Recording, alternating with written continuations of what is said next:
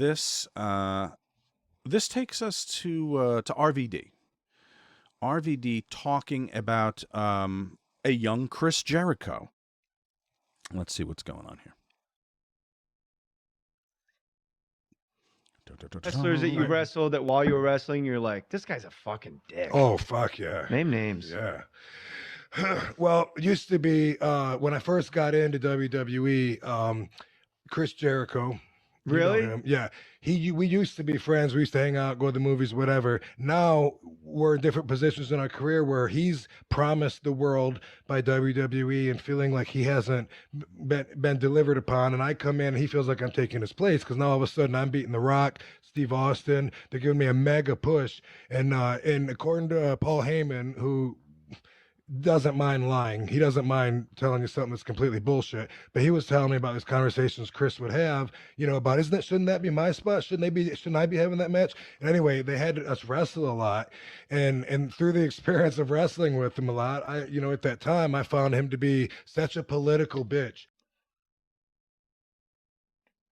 RVD on Chris Jericho. You always got along with Chris though, right? I got along with both those guys. Yeah. They both sent me condolences during these things. So, political is a word that you always hear. Did you say this quote? Somebody said it, and it was so great. Everyone talks about. I'm going to butcher it probably. Everyone talks about the wrestling business. That's me. Until you start treating it like a business, and then it becomes a negative, right? It's always everybody says it's the business. And as soon as you treat it like a business, you're a dick. Exactly right. That was my term. Yeah, because that's the truth. So the word political that you always hear, that's like an offshoot of that. And this is another bucket term. It's come to mean everything from somebody trying to engender favoritism with the office to keeping guys out of spots, I guess. Is that what political is? Okay, so to me it's just like, if you're pushing to get a spot and it's, I guess that's being political. Like, I think I should be here. I think I should be here. I think I should be here. And while I was world champion, Shawn Michaels, one of my dearest friends, was lobbying on a daily basis for my spot.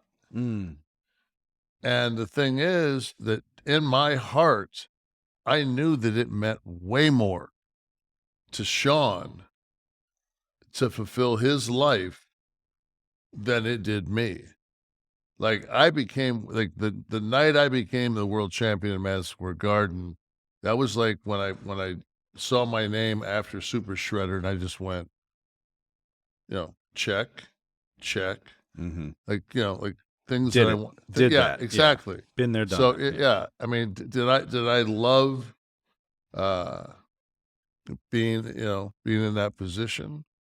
I didn't lie. But like, to me, like, if you're promising, if you're promising, sexual favors or something to get a spot, well then yeah, that's but what it comes down to is, I think that the other guy just is so, like, Rob's like me. I remember Rob and I don't know what happened, but for some reason, I think I said something that didn't particularly go well with the office in WWE, and Rob did the same.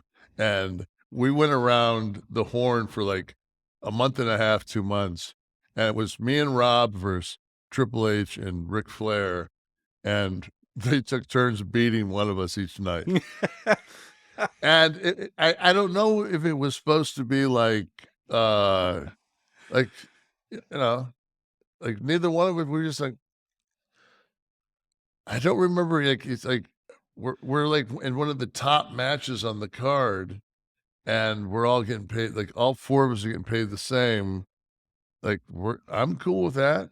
Mm-hmm. As long as I'm getting paid, I'll do a job. It doesn't matter to me. Yeah. I remember from one of our You Shoot shows, from Kayfabe Commentaries You Shoot. I'm asking Steve on the message now to find the clip we can play. I authorize it. We can play it. Was I going to get us demonetized because I played a clip from another show? I don't know. But he talks about, he famously asked Taz to pick a hand before he smacked him in the face. And so we played a game, Pick a Hand, where we brought up a name. And we wanted Rob to tell us if there was ever a time where that person might have been asked to pick a hand or he wanted to.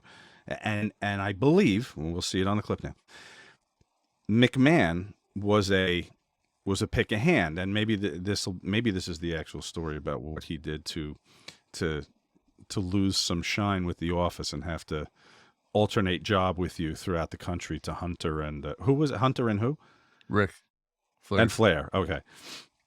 So Steve, you able to find that? It should be from a YouTube. It should be called RVD Pick a Hand on You Shoot, and I want to hear what the McMahon pick a hand was, because I think I decidedly... Okay, here we go. I was thinner. My hair wasn't as gray. A dick, but I think in this, for you, we're going to call it pick a hand.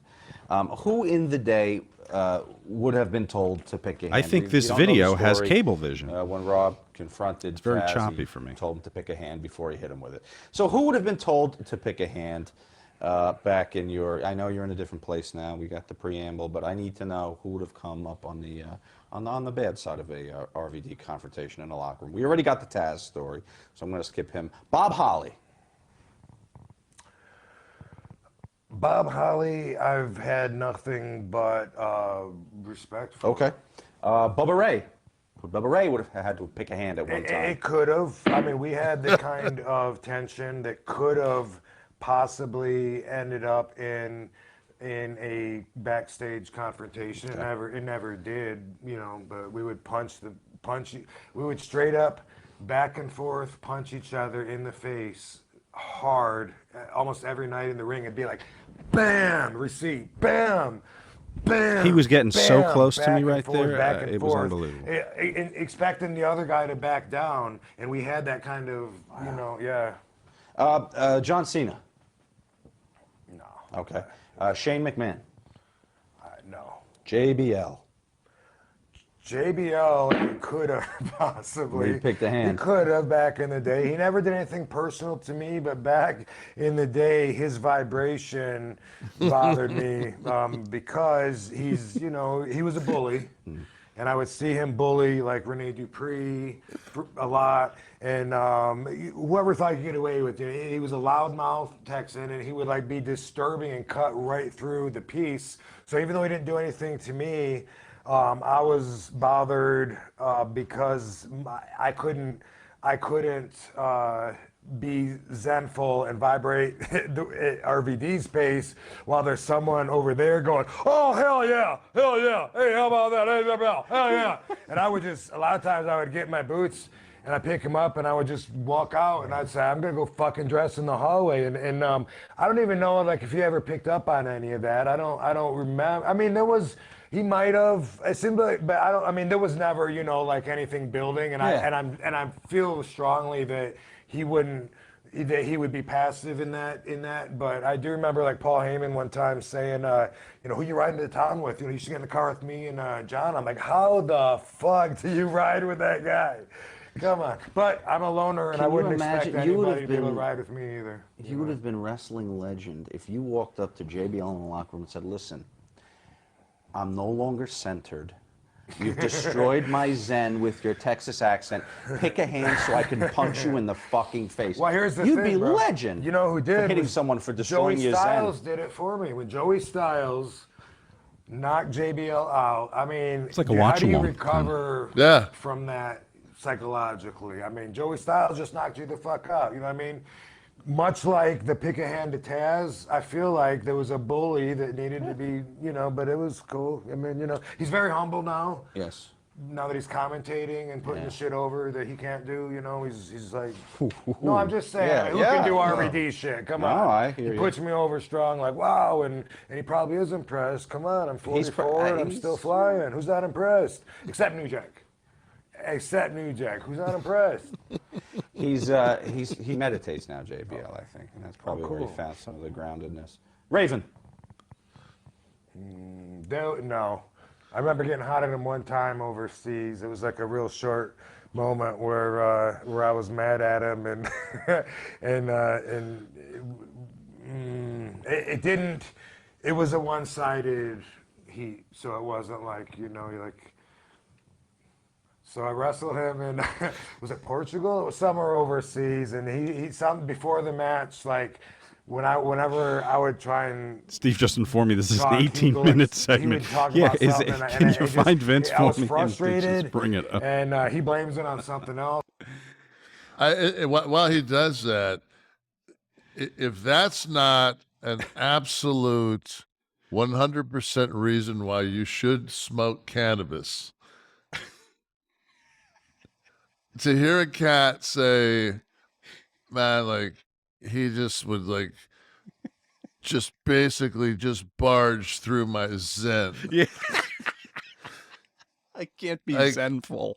Yeah, it's like I love him, man. He is just he's the best. He's the He's absolute a good dude. And it was just like when you're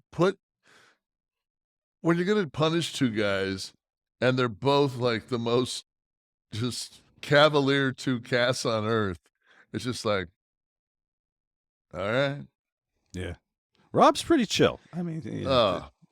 to piss him off, you have to go. Rob's good for like the random text too, like at about 4 a.m. my time. He's in Vegas, so it's 4 a.m, I'll get a text. He's like, just to remind you to turn off your sound when you go to sleep. Yeah, thanks, Dick. Do it anyway. Did you come across? Okay, here's the Vince. That was the end of it. Vince McMahon. He could have got one. Could have got one. I thought about it. I actually thought about saying, pick a hand. One particular instance? Fuck yeah. And I got nothing but respect for Vince McMahon. He's always treated me with respect. And that's been our relation. Not that I know him real well. I've never really bonded. I've had very few lengthy conversations with him. And one of them was about going overseas and entertaining the troops. So when I got to WWE in 2001, first off, adjusting to that monotonous, never-ending schedule and the politics both made me not want to be there. I would call my wife sometimes the first year that I was there, and I'd say, if you don't talk me out of it, I'm going to the airport. I'm fucking coming home right now. I'm fucking going nuts. I hate it, and it was like dealing with, like I said, the politics, and then just, it was nonstop. It's boom, boom, boom, boom. Anyway, what I found to inspire me to continue was in December, like 2 months away, we're going to have 10 days off. I can make it till December.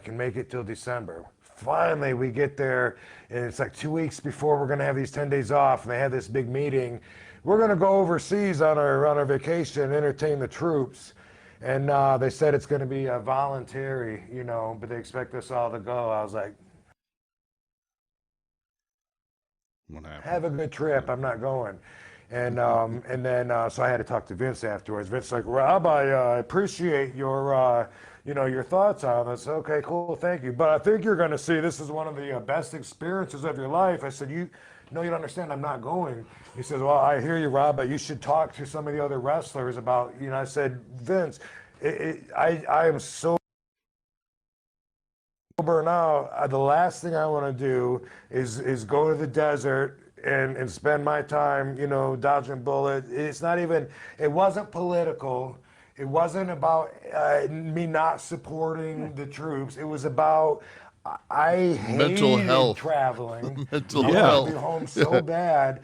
And the last thing I wanted was, to spend my time. And since they said it was volunteering, I said, no, I'm not going. It became a really big deal. All the boys would come up to me and say, man, I wish I could get away with saying no like you. I don't want to go. I said, what do you mean? I don't have it in my contract that I can have balls.